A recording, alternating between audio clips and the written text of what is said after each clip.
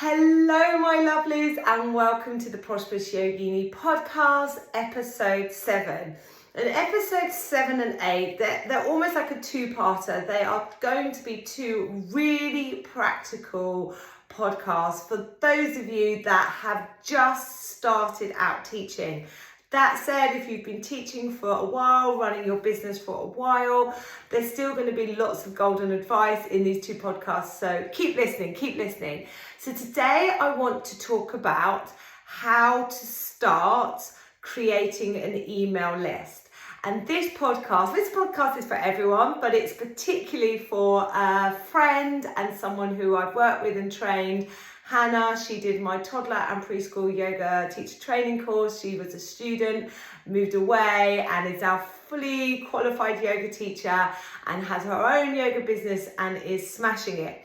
And I'm friends with her on Facebook, and I saw her post the other day. She put a post about her yoga classes, her yoga business. There were lovely pictures, and the post went something along the lines of, "Hey, I'm still teaching yoga. This is how you can do yoga with me. Sorry I've not posted for a while. I just find social media really hard. Social media isn't for me."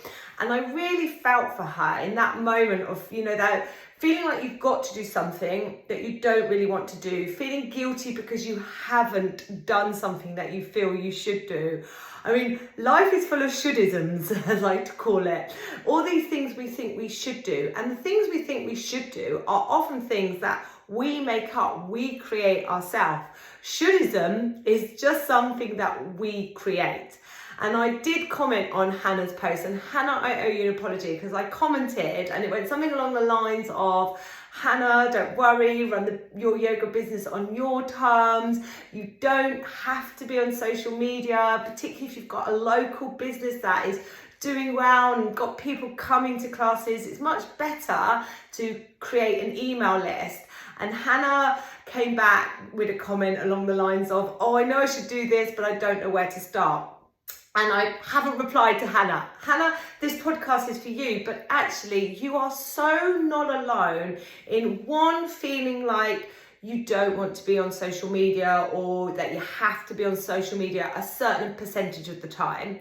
And second of all, you're not alone in kind of thinking, "Oh, I know I should do this email list thing. People keep telling me, but I don't know where to start. I don't know how to do it."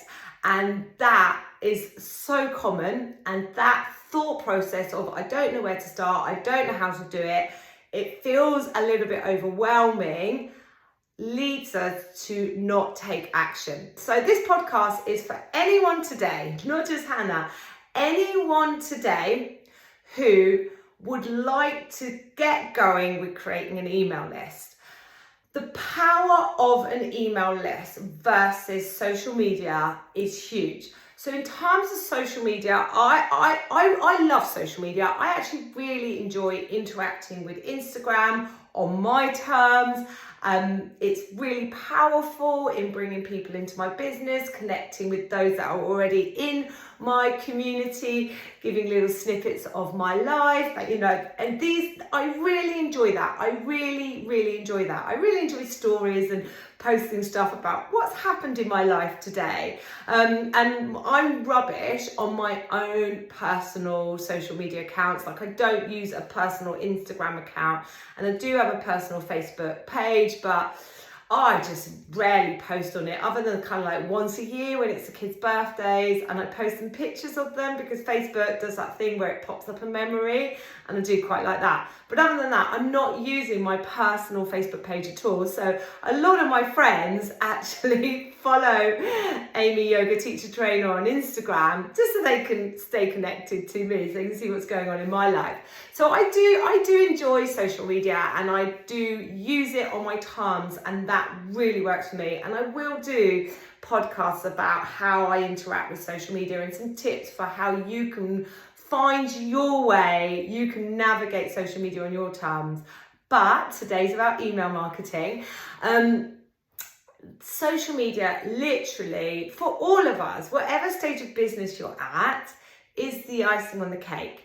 if you've listened back to previous podcasts, I can't remember what number it is now, but I talked about friction. And if you're just on social media, you're creating friction in your business because the whole world isn't on social media. So it's really important that you do find some way, another way, because you can't do it all, but find another way to talk to people about your yoga offers, about your yoga business, about how people can do yoga with you. Talk to people about you. That's all marketing is. It's talking to people. It's building relationships. And that's all marketing is. Building relationships, talking to people. Human beings, we talk to people all the time. Okay, this podcast is one example of how I talk to you.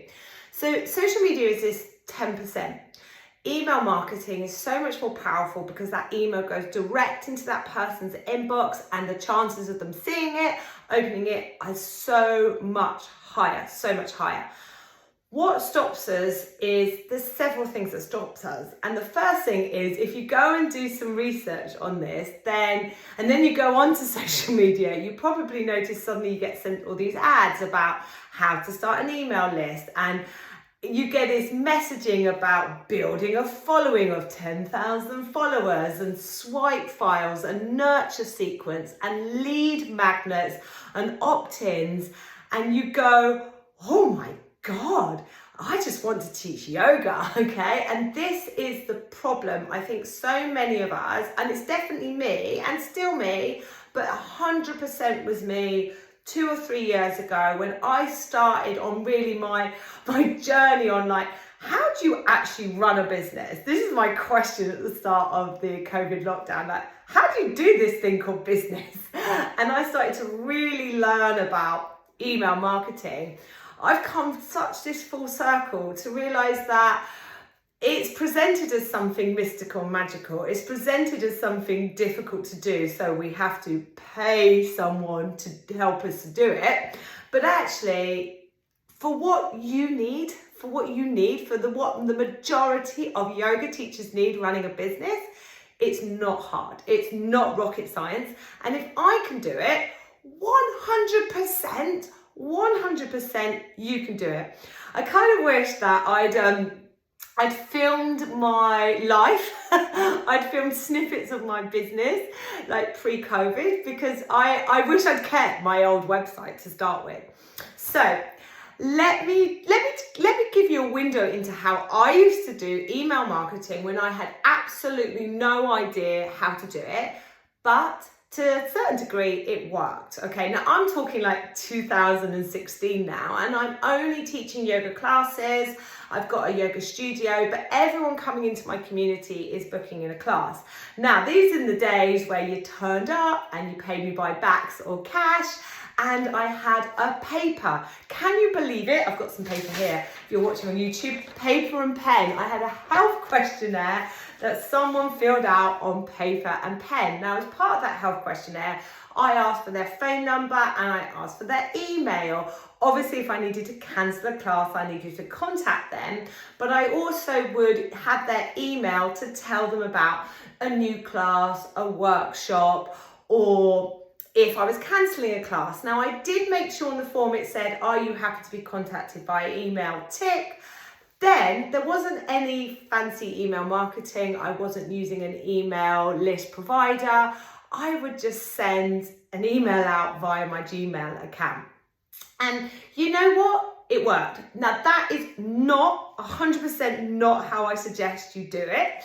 Now, as my business grew, as I began to branch out into teacher training, I realized that I had more people coming into my business, not just that, different groups of people that were interested in classes.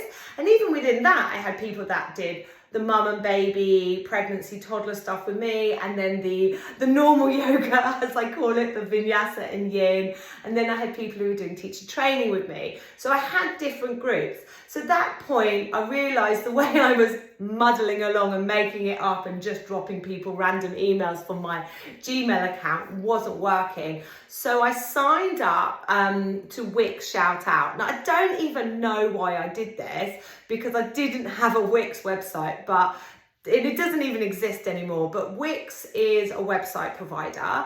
And if you have a Wix website, you 100% already have all that you need to set up email marketing and then create an email list. It's the same if you have a Squarespace website. Both Wix and Squarespace have the option to inbuilt into them to have an email marketing campaign. So an email marketing. So if you've got either Wix or Squarespace, you've got all that you need. If you've got WordPress, I've got a WordPress website.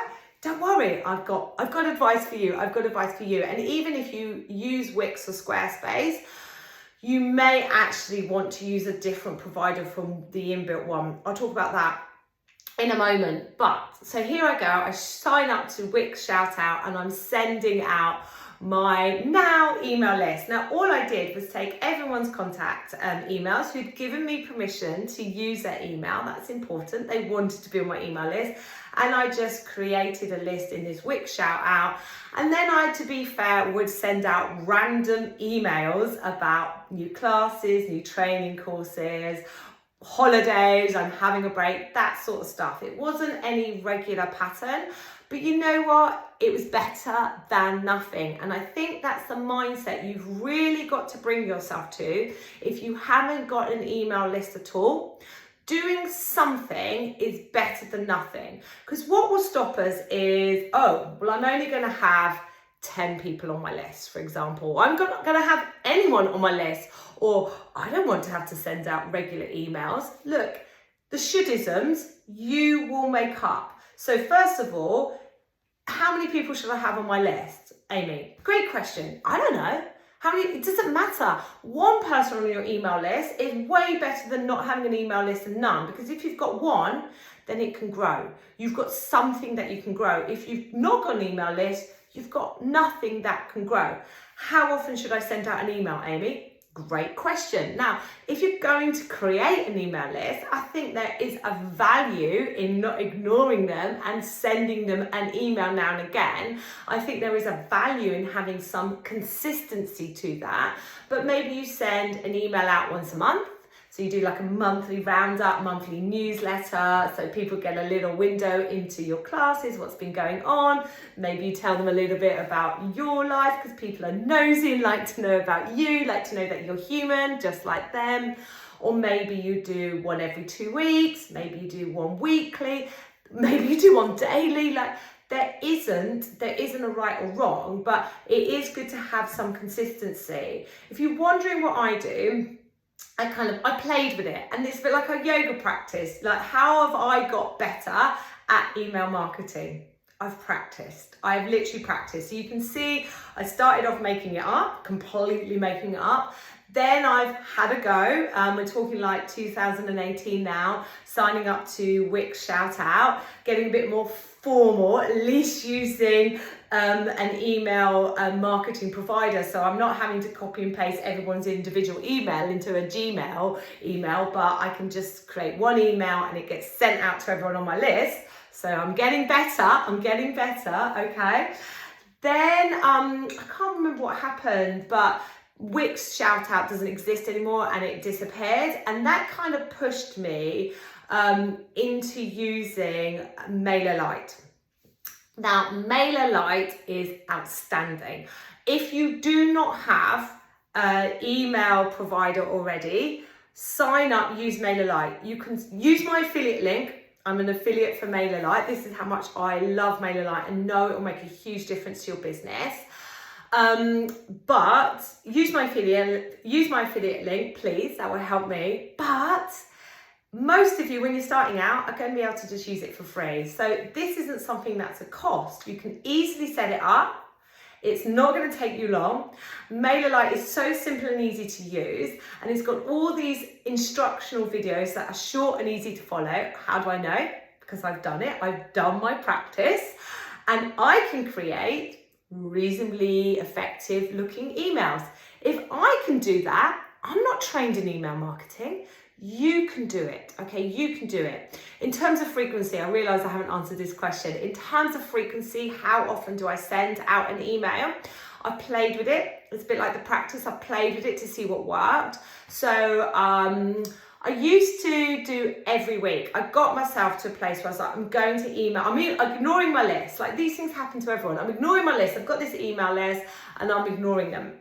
So I got, I'm right, I'm going to email them every week. And I did do that. But then over time, I was like, sometimes it was like, I've got to send out my email. I've got to do my email today. So it's like, this is silly. I'm creating shouldism in my business. I'm creating it. I'm creating the shouldism. So I don't have to send an email out every week. So I dropped it back to, I'll send an email out once a month. So there's consistency in my practice. There's consistency in my emailing. And then I'll email you in between if I've got something to say. Funny enough, on average, I send out one email a month. Other things I see that works well for yoga teachers, along with the monthly email, is they send like a termly roundup of what's going on. So it's whatever's going to work for you. And obviously, if you're teaching a couple of yoga classes a week, it could be perfectly reasonable to say that your students don't need to have an email from you every week, but it might be really useful for them to have, like, as you're coming towards the end of a term and end of a block, like a little roundup. Here's an email booking link. Then a week or two later, you remind them to book on for the next block because people need reminding. And then maybe you're running a workshop that you want to tell them about. And that's probably the best pattern that you can get into. So sign up to MailerLite, and I've still got my rubbishy Jimdo website. I haven't at the moment got any way of people joining my mailing list, other than if they book a class with me and they say, yes, I want to be added to your mailing list, or they book a workshop, teacher training course with me, and they say, yes, I want to be added to my workshop. And as you know, COVID comes along and I wake up. I'm like, I've got to get a grip on this business front thing. I can't make it up anymore. So I get my new website, my WordPress website, and the lady who I'm working with helps me. You know, sometimes you've got to reach out and get some help. That's why I'd love you to join my Prosperous Yogini mentorship program, because I will help you set up your email list and start using your email list. Anyway, I'm now on my new website. You can go on and have a look. It's all there. You can sign up to my email list. There's like a pop-up thing at the top of the bar. There's something at the bottom. There's certain call to action buttons that says join my mailing list.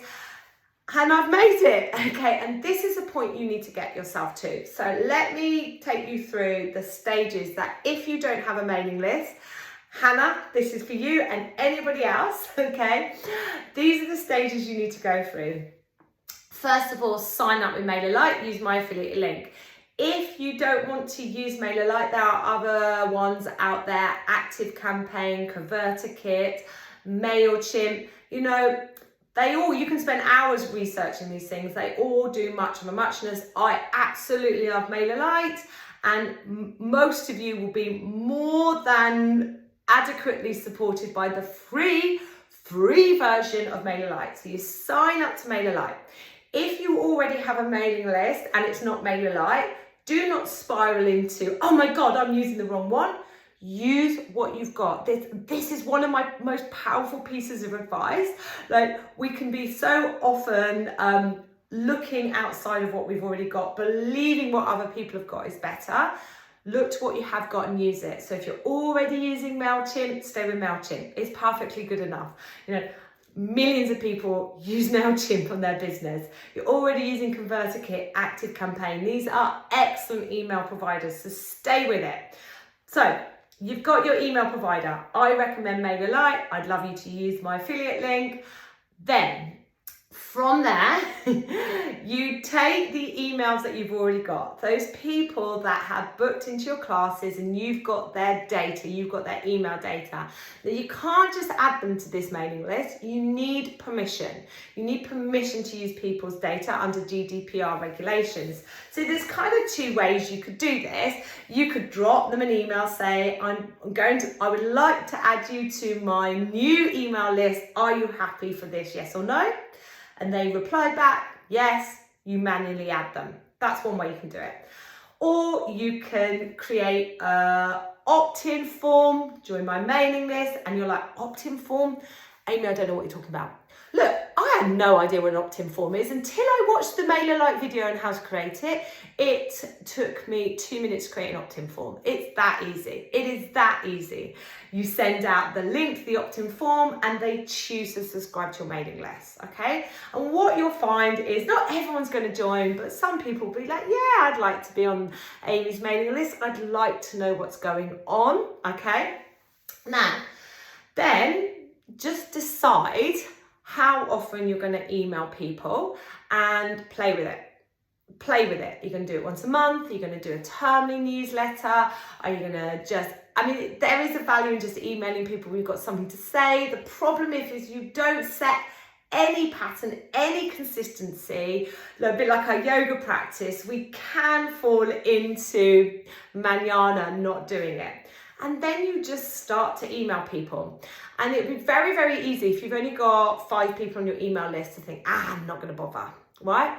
No, you treat your email list, whether you've got 1 person on it, 10 people, 100 people, 10,000 people on it, okay, you treat your email list the same. You value everyone on this list, because if you've got 5 people on it, it shows you can get more, okay? And it's not about getting just numbers onto your mailing list. What you want in your mailing list is people, the majority of people, because not everyone's going to be like that, but the majority of people on that mailing list that are interested in what you do, okay? And this is what I say this all the time to those that I work with. Imagine you have a mailing list of 100 people. Now, in terms of email marketing, that's a really small list. Like a lot of professional email marketers discount list sizes below 1,000. But I want you to imagine you've got 100 people in your mailing list, okay? And of those 100 people, 70 of them regularly buy into your offers. So 70 of them regularly book and come to class with you each week. 70 of them are really interested in your workshops. What this will mean is, for most of you, you are filling your classes, you are filling your workshops without even having to go to social media. That's how powerful it is. Not just that, people will see that your classes are getting booked up and be like, well, how come that teacher's always full? Oh, you need to get on your my mailing list to be first to hear about classes. See, now I don't want to miss out. Now I don't want to miss out. So there's where you start. Now, I'm going to end it there. I could go on. Oh, actually, no. If you have a website, make it that I can opt into your mailing list on my website. Those are the stages. I'm just going to recap those stages. 1, if you don't have an email marketing provider, you sign up to one. I recommend MailerLite, and I'd love you to use my affiliate link. Caveat, you will only need the free version to start with. You will only need the free version to start with. If you already have a Wix or Squarespace website and you want to use the inbuilt function on there, that's fine. If you're already using something else like MailChimp, ConverterKit, ActiveCampaign, or something else, and it's working for you, don't change, don't generate work, use what you've got. Okay. Then all the emails that you've got of people who've come to your classes, booked on, drop them an email. I'm moving over to this mailing list provider. Would you like to be on my mailing list? Yes or no? Or send them an opt-in form. Either one is fine. Either one is fine. The opt-in form is less work for you. Funny enough, I reckon that if you send them a personal email, hi Tracy, I'm creating an email list. Would you like to be part of it? They're probably going to say yes, and you manually add them. That's going to be more work. So you've got your mailing list. You've got permission for everyone's email that you're adding to this mailing list to say yes, they want to be part of it, okay? And then lastly, you open the door to other people to join, okay? So when they book onto your classes, have like, would you like to be added to my mailing list tick box, okay? Then on your website, if you have a website, get it so I can sign up to your mailing list. Okay, there's an opt-in on your website. And if you're like, I don't know what you're talking about, Amy, I know for a fact you can go on YouTube.